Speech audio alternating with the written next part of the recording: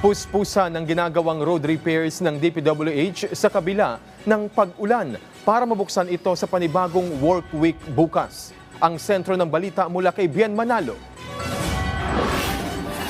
Hindi naging hadlang ang mga nararanasang pag-ulan dala ng bagyong Aghon para tapusin ang ginagawang road repairs and reblocking ng Department of Public Works and Highways o DPWH. Katunayan, sa kahabaan ng Luzon Avenue sa Quezon City, natapos na kahapon ang pagsasaayos ng kalsada, kaya't nilagyan muna ito ng barikada sa paligid nito.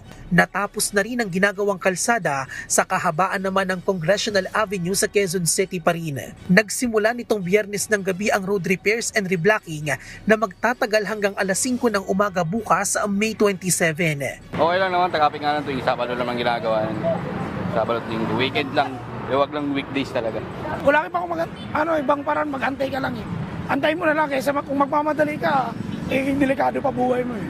Gayunman, pinapaalalahanan pa rin ng mga motorista na dagdagan pa ang pasensya dahil sa patuloy na pagsikip ng daloy ng trapiko sa mga isinasagawang road repairs. Narito pa rin ang listahan ng mga kinukumpuning kalsada, kabilang na ang Regalyado Avenue papuntang North Caloocan, G. Araneta Street patungo Santo Domingo Avenue, kasama rin ang kahabaan ng Congressional Avenue, Payatas Road, Commonwealth Avenue, North Avenue, Santo Domingo Avenue at Tandang Sora Avenue. Gayon din sa EDSA southbound lane ng Rizal Avenue sa Makati.